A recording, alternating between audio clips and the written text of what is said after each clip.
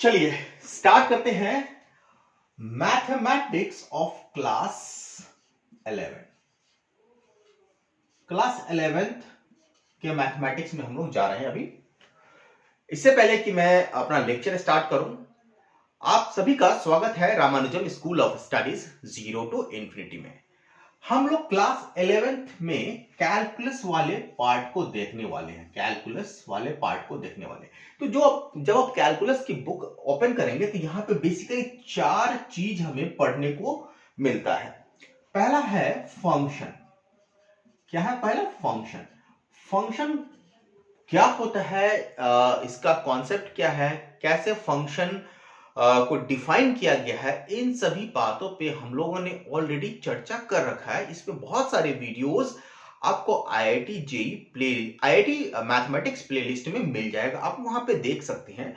अगर किसी को प्रॉब्लम है तो प्लीज कमेंट बॉक्स में बताइए। अगर कोई क्वेश्चन या फिर कहीं पे कोई कॉन्सेप्ट आपको समझने में दिक्कत आ रहा है तो आप मुझे कॉन्सेप्ट कमेंट बॉक्स में बताएं, मैं उस कॉन्सेप्ट को एक्सप्लेन कर दूंगा या उस प्रॉब्लम को एक्सप्लेन कर दूंगा। दूसरा यूनिट आता है इसमें हमारा है लिमिट। लिमिट को भी हम लोगों ने बहुत ही अच्छे तरीके से देखा है। सेम चीज मैं आपको कहना चाहता हूं कि अगर कहीं पे भी प्रॉब्लम हो फंक्शन और लिमिट, इन पे वीडियो जो है आपको आईआईटी मैथमेटिक्स प्लेलिस्ट में मिल जाएगा, जो हमारा रामानुजम स्कूल ऑफ स्टडीज का जो चैनल है। तो आप लोगों से रिक्वेस्ट है कि प्लीज चैनल को जरूर सब्सक्राइब कर ले और सर्च करें। बहुत सारे वीडियोस, बहुत सारे कॉन्सेप्ट पे वीडियोस ऑलरेडी है, और ऐसा नहीं है कि वो रील्स टाइप का है। ये 20 मिनट 25 मिनट का वीडियो है, क्योंकि इसमें एक कॉन्सेप्ट को समझाने के लिए बहुत टाइम लगता है। तो कॉन्साइज रूप से मैं उस चीज को समझाया हूं, आपको समझ में आ जाएगा। अच्छा, आप लोगों से रिक्वेस्ट है कि जो भी बच्चे सब्सक्राइब नहीं किए हैं सब्सक्राइब कर लीजिए, क्योंकि सब्सक्रिप्शन अगर आप लेते हैं, इसमें ये फ्री ऑफ कॉस्ट है, बाद में मैं इसमें पैसे लगा दूंगा। लेकिन अगर आप सब्सक्राइब कर लेते तो जो भी कॉन्सेप्ट आपको मिलता है यहाँ पे वो बहुत ही नेचुरल कॉन्सेप्ट होगा।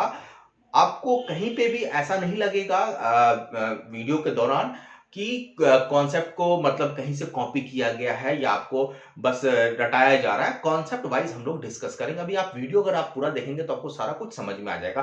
और सभी से रिक्वेस्ट ये भी है कि अपना रिटेंशन टाइम बढ़ा ले। रिटेंशन टाइम कहने का मतलब है कि सभी को रील्स का आदत लग गया है, बस 2 सेकंड में रील्स चेंज होता। तो यहाँ पे बेसिकली रील्स नहीं चल रहा है। जो बच्चे रील्स के हिसाब से देखना चाह रहे हैं इस वीडियो को प्लीज वो क्विट कर जाएं, वो मत देखें, क्योंकि ये वीडियो कम से कम 15 से 20 मिनट का होने वाला है। और ऐसे ऐसे पता नहीं 50 वीडियो आएंगे डिफरेंशियल कैलकुलस पे, जिसमें हम क्वेश्चंस को डिस्कस करेंगे, कॉन्सेप्ट को डिस्कस करेंगे, अलग अलग प्रॉब्लम को डिस्कस करेंगे, प्रीवियस ईयर में आया हुआ क्वेश्चन को डिस्कस करेंगे, आईआईटी जेईई के प्रॉब्लम को डिस्कस करेंगे। और जो इंटरनेशनल बुक है, जैसे टीएमएच की अगर हम बात कर ले या फिर कैलकुलस की बात कर ले, बहुत सारे बुक है, जैसे हम आइए मैरून की बुक की बात करें, उन सभी से क्वेश्चंस को लेंगे, आपको सब कुछ समझ में आएगा। चलिए, इसके बाद इस दोनों का तो वीडियो ऑलरेडी अपलोडेड है, आप देख सकते हैं। आज हम लोग करने वाले हैं differential calculus. So we can say here, wait a minute, we can say here कि कैलकुलस को बेसिकली 2 पार्ट में डिवाइड किया गया है। अगर हम देखें कैलकुलस की बात को तो एक होता है डिफरेंशियल कैलकुलस, ठीक है, डिफरेंशियल कैलकुलस, जिसको हम डिफरेंशिएशन कहते हैं। डिफरेंशिएशन इज द प्रोसेस, लेकिन ये जो पार्ट है इसको हम कहेंगे डिफरेंशियल कैलकुलस, ठीक है। और दूसरा है हमारा इंटीग्रल कैलकुलस। इंटीग्रल कैलकुलस, अब ये समझिए, इंटीग्रल कैलकुलस, ओके। अब इस दोनों चीज को समझने के लिए, डिफरेंशियल कैलकुलस और इंटीग्रल कैलकुलस को समझने के लिए हमें फंक्शन की जरूरत होती है, जो कि ऑलरेडी हम लोगों ने डिस्कस कर लिया है। फंक्शन का हम लोग डिफरेंशियल कैलकुलस में यूज करते हैं। फंक्शन का डिफरेंशिएशन निकालते हैं, फंक्शन का इंटीग्रेशन निकालते हैं। और साथ में इस दोनों को समझने के लिए जो मोस्ट इंपॉर्टेंट चीज है वो है लिमिट। लिमिट अगर आपको नहीं आता है तो ना तो आप डिफरेंशियल कैलकुलस समझ सकते हैं, ना ही इंटीग्रल कैलकुलस समझ सकते हैं। तो आपको बेसिक नॉलेज होना चाहिए लिमिट का और फंक्शन का, राइट। तो लिमिट और फंक्शन का वीडियो जैसा कि मैंने बोला है तो ऑलरेडी अपलोडेड, आप देख सकते हैं। चलिए, अब यहां पे बेसिकली क्या होता है, क्वेश्चन हमारे पास आता है कि find the differentiation of the given function, find the integration of the given function. Generally question यही रहता है, और सारे बच्चे डिफरेंशिएशन निकाल लेते हैं, इंटीग्रेशन निकाल लेते हैं, नंबर आ जाता है और सिलेक्शन भी हो जाता है। लेकिन ये डिफरेंशियल कैलकुलस है क्या, ये इंटीग्रल कैलकुलस है क्या, इसे हम लोग क्यों पढ़ते हैं, क्यों सीखते हैं, इतना क्यों हम लोग अपना पेंसिल और पेन रगड़ते हैं कॉपी पे डिफरेंशियल, मतलब ऑब्जेक्टिव आपको पता होना चाहिए। बहुत कम बच्चे ऐसे हैं जिसको ये चीज क्लिक करता है कि क्या ऑब्जेक्टिव है डिफरेंशियल कैलकुलस का, इंटीग्रल कैलकुलस का ऑब्जेक्टिव क्या है। बहुत कम टीचर ऐसे होते हैं जो आपको इसका फंडामेंटल कॉन्सेप्ट, मतलब नीड, क्यों नीड आया, कहां से आया, क्यों करते हैं, ये बताएंगे। तो आज हम लोग बात करेंगे सोर्स ऑफ डिफरेंशियल कैलकुलस का, ठीक है। Source of differential calculus, differential calculus. धीरे धीरे हम लोग बढ़ेंगे और एक एक चीज को जानने की कोशिश करेंगे। तो देखिए, बेसिकली जो डिफरेंशियल कैलकुलस है, जो मैथमेटिक्स है ना, वो लैंग्वेज ऑफ गॉड है, ठीक है। नेचर गॉड होता है, जो नेचर है उसको हम लोग गॉड मानते हैं, ठीक है। और ये होता है, नेचर को समझने की प्रक्रिया के लिए जो लैंग्वेज है वो मैथमेटिक्स है। और उस चीज को समझने के लिए डिफरेंशियल कैलकुलस इजाद किया गया है बाई हमारे जो साइंटिस्ट है, मतलब जो न्यूटन ने इसमें भाग लिया, कैसे कैसे आया, डिस्कार्ट ने भाग लिया, कैसे ये डेवलप हुआ, इस चीज को भी देखेंगे। सो नेचर का एक रूल है, नेचर का क्या रूल है, चेंज। नेचर हमेशा चेंज होता है, ठीक है। सो जो चेंज है, परिवर्तन है, ये प्रकृति के नियम है। तो जब भी चेंज की बात आएगा तो किस कद्र वो चेंज कर रहा है। जैसे टेम्परेचर, मान लीजिए कि टेम्परेचर, स्टार्टिंग में टेम्परेचर हमारे अर्थ का क्या था, माइनस में था, आइस पीरियड था, धीरे धीरे टेम्परेचर बढ़ा और उसके बाद टेम्परेचर ऐसा हुआ जो लोग रहने लायक, पहले बहुत गर्म था, उसके बाद ये ठंडा होकर आइस पीरियड बना, फिर टेम्परेचर बढ़ते बढ़ते अब हमारा रूम टेम्परेचर 40 डिग्री सेल्सियस। तो मतलब टेम्परेचर, ह्यूमिडिटी, ये सब चीज क्या हो रहा है, चेंज हो रहा है, ठीक है। किस रेट से चेंज हो रहा है, उसी रेट को समझने के लिए मैथमेटिकली हम लोग differentiation, that is differential calculus का यूज करते हैं। सो अब यहां पे हम बात करेंगे कि सोर्स ऑफ डिफरेंशियल कैलकुलस को हम लोग दो पार्ट में देखेंगे और उसके बाद हम लोग आगे बढ़ेंगे। पहला, finding the tangent, finding the tangent of या to an arbitrary line. Okay, किसी भी स्ट्रेट लाइन का टेंजेंट फाइंड करने के लिए हम लोग क्या, डिफरेंशियल कैलकुलस का यूज करते हैं। और ये क्यों फाइंड करते हैं, अगेन रेट ऑफ चेंज, आगे हम लोग देखेंगे। दूसरा बहुत ही इंपॉर्टेंट है और इससे हमको बहुत कुछ समझ में आने वाला है, to finding the velocity, to find the velocity. Mathematically अगर हमें समझना है तो इस चीज को लेके चलना होगा स्टार्टिंग से, क्योंकि वेलोसिटी आप क्लास 9th में पढ़े हैं और वेलोसिटी किसे कहते हैं, rate of change of position. Position किस तरह से चेंज करता है, किस रेट से चेंज करता है, उसे ही वेलोसिटी कहते हैं। फिजिक्स का पार्ट है, लैंग्वेज हमारा मैथमेटिक्स आएगा। और यहाँ पे वहां पे तो हम लोग सिर्फ चेंज निकालते थे, पोजीशन का टाइम के साथ डिवाइड करते थे और हम लोग वेलोसिटी निकाल लेते थे, डायरेक्शन भी दे दिया करते थे। लेकिन क्लास 11th में डिफरेंशियल कैलकुलस के माध्यम से हम समझेंगे rate of change of velocity.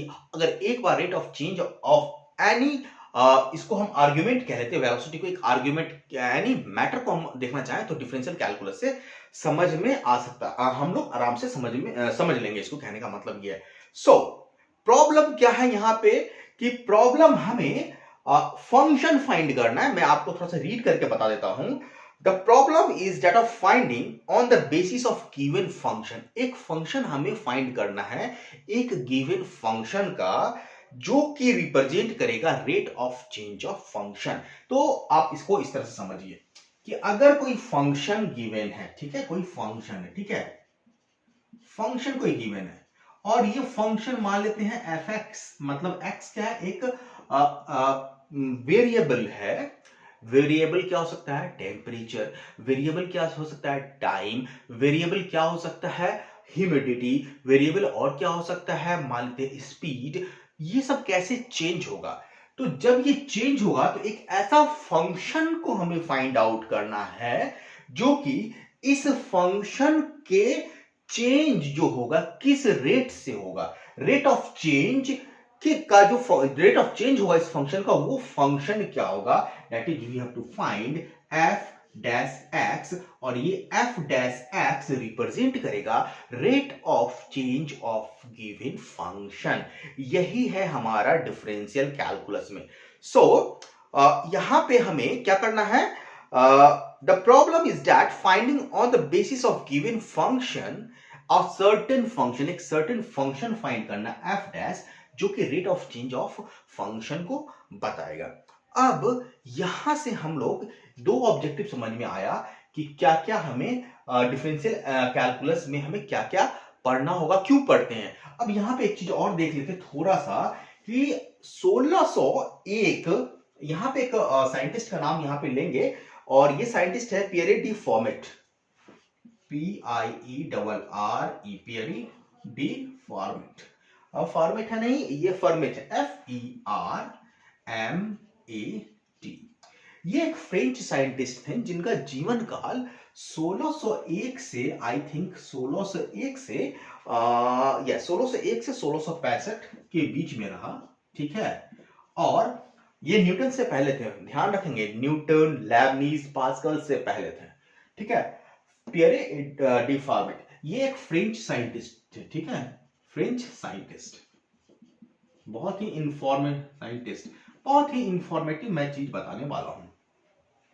इन्होंने नंबर सिस्टम पे काम किया, इन्होंने निकाला टेंजेंट, इन्होंने फाइंड आउट किया मैक्सिमम एंड मिनिमम पॉइंट।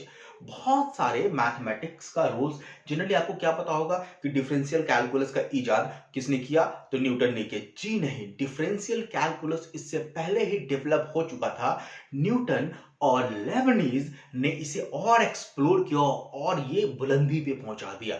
लेकिन जो नींव डाला गया, जो पिलर डाला गया, वो डाला गया पियरे डी फॉर्मेट। और पियरे डी फॉर्मेट, जिसको हम लोग founder of modern theory of number कहते हैं, इसको फाउंडर ऑफ मॉडर्न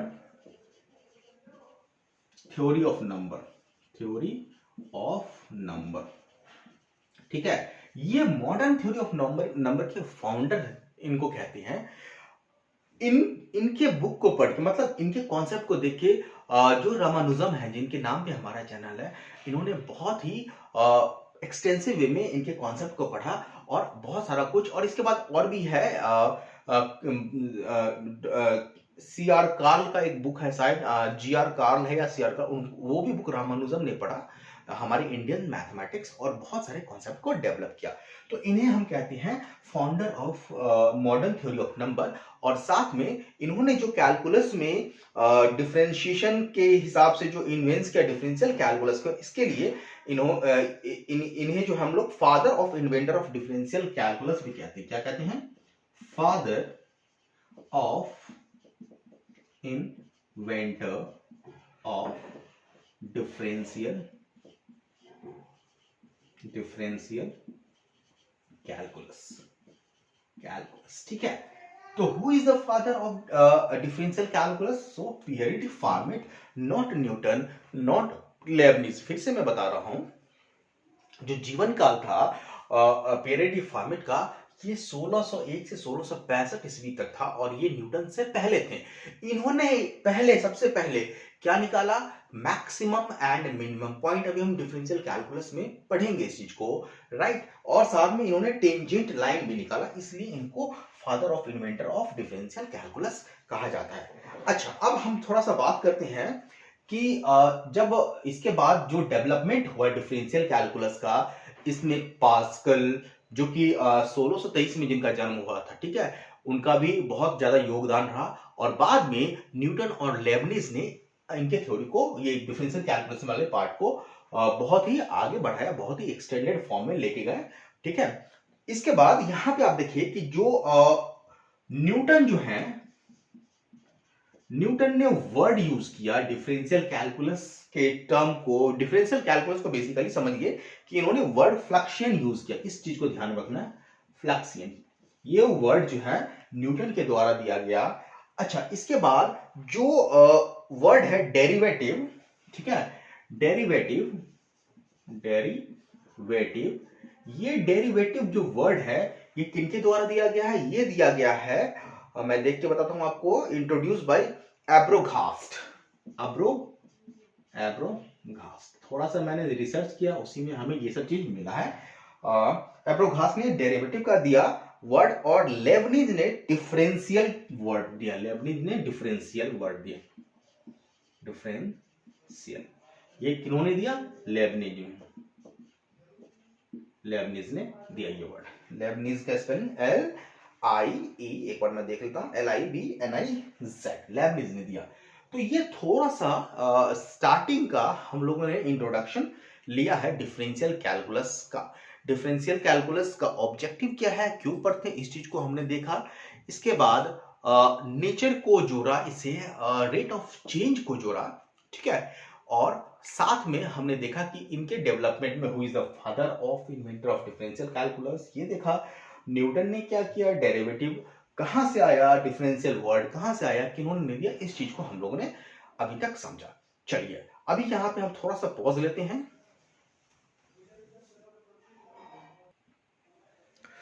चलिए मैंने इसे इरेज कर दिया। अब समझते हैं थोड़ा सा कॉन्सेप्ट को, वेलोसिटी के कॉन्सेप्ट को समझते हैं, ठीक है। यहां से आपका डिफरेंशियल कैलकुलस का जो सिलेबस वाला पार्ट है, ये चीज स्टार्ट हो जाता है। बहुत ही ध्यान से समझेंगे, ठीक है। बहुत सारे स्टूडेंट हो सकता है अभी तक लीव कर चुके होंगे, लेकिन जो लीव करेगा, 20 मिनट का वीडियो, 4-5 मिनट का वीडियो बचा हुआ होगा, जो लीव करेगा लास्ट में उसे बहुत कुछ छूट जाएगा, मैं ये चीज बोलता हूं। इसलिए आप लोगों से रिक्वेस्ट है कि प्लीज पूरा वीडियो देखें, सारा कुछ कॉन्सेप्ट में आएगा। बीच बीच में मैं आपको याद दिलाता रहूंगा। अच्छा, आपको वीडियो अगर पसंद आ रहा हो तो लाइक भी कीजिए, सब्सक्राइब तो कर ही लिए होंगे अभी तक आप लोग, शेयर भी कर सकते हैं। चलिए, वेलोसिटी क्या होता है? Velocity is rate of change of position. समझ में आ रहा है? सो अगर किसी व्हीकल का, अगर ये कोई व्हीकल है, ये कोई कार है, इसका t1 टाइम पे पोजीशन सपोज s है, ये हमारा फ्रेम ऑफ रेफरेंस हो गया, ठीक है। और t1 टाइम पे ये पोजीशन हमारा s है, ठीक है, अगर ये पोजीशन की बात करें। और t2 टाइम पे पोजीशन ये हमारा s2 हो जाता है, ये टाइम स्केल ले लेते हैं। सो दिस इज t1 और दिस इज t2, ठीक है। तो यहां पे ये s1 पोजीशन था और ये s2 पोजीशन हो गया, ठीक है। सो चेंज कितना हुआ पोजीशन में, ध्यान से देखेंगे। So change is s2 minus s1, ठीक है। चेंज क्या हो गया? s2 minus s1। और ये जो टाइम इंटरवल है, इसको हम कहते हैं delta t, that is t2 minus t1। So change is s2 minus s1। And rate of change की बात करें, सो this is s2 minus s1 change in position divided by t2 minus t1.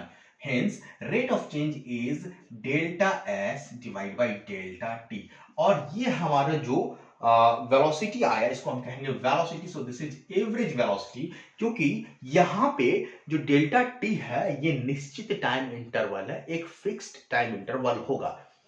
और ये जो जनरली वेलोसिटी निकालते हैं, uniform velocity के लिए निकालते हैं। लेकिन अगर हमारे पास अगर नॉन यूनिफॉर्म मोशन हो और हर टाइम में अगर स्पीड वेलोसिटी चेंज करे, हर टाइम क्या चेंज करेगा? Velocity, either direction. अगर हम टेक्निकली टर्म बात करें मैथमेटिक्स के हिसाब से, तो हम लोग एब्सोल्यूट वैल्यू लेंगे तो स्पीड की बात कर लेते हैं। यहाँ पे हर टाइम अगर हम ये देखें कि क्या चेंज हो रहा है, ठीक है, अगर हर टाइम स्पीड चेंज हो रहा है, तब यहां पे हमें क्या लगाना होगा? वेलोसिटी के लिए एक इनफाइनेटिसिमल टाइम, बहुत छोटे टाइम में जो पोजीशन में चेंज हो रहा है वो क्या हो रहा है। सो अगर हम लोग वेलोसिटी एवरेज की जगह v इंस्टेंटेनियस की बात करें, इंस्टेंटेनियस वेलोसिटी की बात करें, तो हम लोग क्या करेंगे? v इंस्टेंटेनियस एक पर्टिकुलर टाइम पे जो वेलोसिटी होगा, दैट इज लिमिट, यहां पे लिमिट आ जाएगा। जो डेल्टा टी है, जो टाइम इंटरवल है, जहां पे हमने यहाँ पे फिक्स माना, मतलब एक ज्यादा माना है, वो टाइम इंटरवल इनफाइनाइटेसिमल, छोटा, स्मॉल, जितना छोटा से छोटा हो सके वो लेते हैं। So delta T tends to 0, limit delta S over delta T. ये चीज जो आएगा ये हमारा वेलोसिटी, इंस्टेंटेनियस वेलोसिटी होगा। That is this is equal to, यहां पे हम लोग लिख सकते हैं ds over dt, differentiation of position with respect to time. तो इस चीज को अभी यहां पे नोटेशन हम लोग नहीं करेंगे, अभी यहां पे ऐसा रख लेते हैं कि अगर हमें वेलोसिटी निकालना है तो change in position divide by delta T करना होगा, जहां पे डेल्टा टी टेंड्स टू 0 करना होगा। ओके, नाउ एग्जांपल से समझते हैं। यहां पे एग्जांपल ले लेते हैं फ्री फॉल का। फ्री फॉल का बहुत इंपॉर्टेंट है, इसके बाद हम लोग वीडियो को एंड कर लेंगे। फ्री फॉल का जो होता है, आप देखे होंगे कि पोजीशन ऑफ एनी ऑब्जेक्ट जब वो फ्री फॉल होता है वो हाफ gt स्क्वायर, अगर इनिशियल वेलोसिटी 0 है तो हाफ gt स्क्वायर हो जाता है। ध्यान से समझेंगे। So s1 is equal to half g t1 square, s2 किसी टाइम के बाद अगर इसका पोजीशन होगा हाफ gt2 स्क्वायर। अगर हम चेंज इन पोजीशन की बात करें, so final minus initial half gt2 square minus half gt1 square, ये चेंज इन पोजीशन हो गया। लेकिन अगर हम लोग t2 is equal to t1 plus delta T की बात करें, मतलब जस्ट t1 के जस्ट बाद जितना छोटा से छोटा हो सके, तो हम लोग यहां पे लिख सकते हैं delta s as a function of time is equal to half ji, T के जगह हम लोग डालेंगे t1 प्लस डेल्टा टी का स्क्वायर माइनस हाफ जी t1 स्क्वायर। और इसे अगर हम लोग सॉल्व करेंगे तो क्या आ जाएगा, देखिए हाफ जी t1 square plus delta T का स्क्वायर, ठीक है, plus 2 t1 into delta T, okay, minus half जी t1 स्क्वायर। ओपन करेंगे, so this is equal to half ji t1 square plus half g delta T का square, यहां पे आ जाएगा plus half 2 से 2 cancel हो जाएगा, g into T into delta T minus half जी t1 square. gt1 square cancel out हो गया। थोड़ा सा यहाँ पे इरेज कर लेते हैं, टाइम भी ज्यादा हो गया। Okay, so delta s change in position, so this is equal to क्या हो जाएगा, हाफ जी, तो g डेल्टा टी ले लेते हैं, g इंटू डेल्टा टी ले लेते हैं बाहर, ठीक है, बचेगा क्या यहां पे, half delta T plus delta T, half delta T plus delta T. Okay, शायद यही बचेगा, और कुछ बचेगा देखने दीजिए। Half delta T, G T common लेनी है, डेल्टा टी तो G T, G delta T, तो यहाँ पे टी आ जाएगा। I hope, wait a minute. So this is, अगर हम g into delta T common ले लेते हैं तो जी डेल्टा टी, तो g/2 delta T plus delta T. Okay, so wait a minute, थोड़ा सा यहाँ पे दिक्कत हो रहा है, इसको ले लेते हैं ठीक से। ओके, ये कैंसिल हो गया, हाफ जी, ओके ये कैंसिल हो गया, ठीक है, तो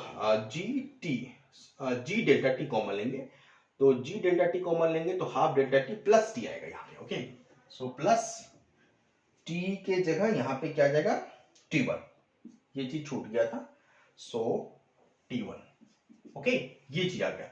नाउ हमें क्या करना है, चेंज निकालना है for infinitesimally small time, that is delta s over delta t।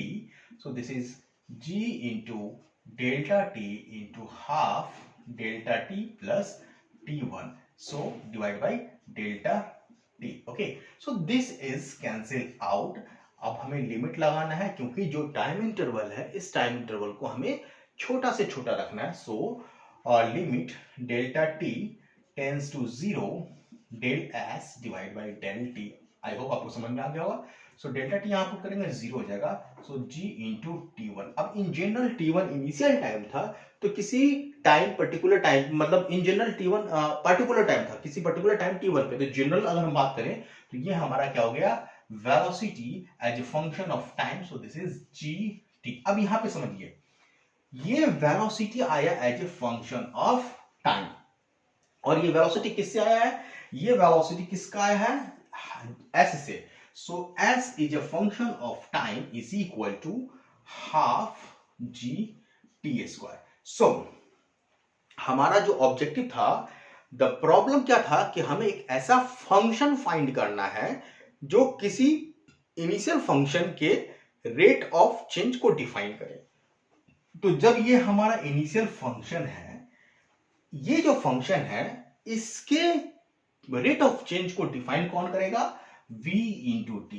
So we can say that we can say that velocity is a function of time. Vt is equal to gt. This is the differentiation of st, that is half gt square.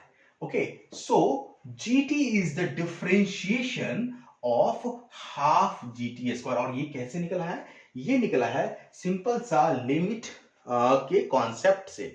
Okay, so infinitesimal change of time के लिए जो ratio होगा delta T over delta S, वो जो ratio होगा यही होगा हमारा डिफरेंशिएशन। आई होप आपको ये चीज समझ में आ गया होगा। काफी लंबा वीडियो हो गया है।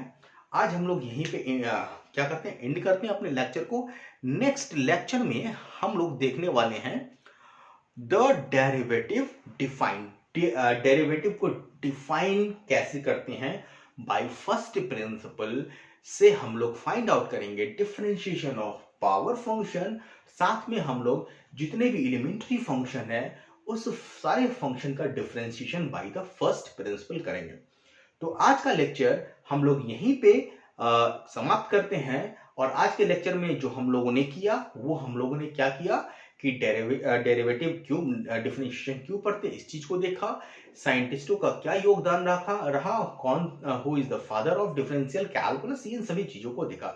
आई होप आपको वीडियो लंबा तो लगा होगा, बोर्ड भी लगा होगा, बट अगर आपको पसंद आया होगा तो प्लीज चैनल को सब्सक्राइब जरूर करें, कंटेंट को पूरा देखें। आप जैसे जैसे आदत बनाएंगे पूरा देखने का, वैसे वैसे आपका कॉन्सेप्ट क्लियर होता जाएगा और जो बोरियत है धीरे धीरे वो खत्म हो जाएगा। कोई भी प्रॉब्लम होता है तो प्लीज आप मुझे कमेंट बॉक्स में कमेंट करके बताएं। कहीं से भी कोई प्रॉब्लम होता है तो आप में, चाहे वो कॉन्सेप्ट का चाहे वो क्वेश्चन का हो। चलिए आज के लिए इतने रखते हैं। Have a nice day. जय हिंद।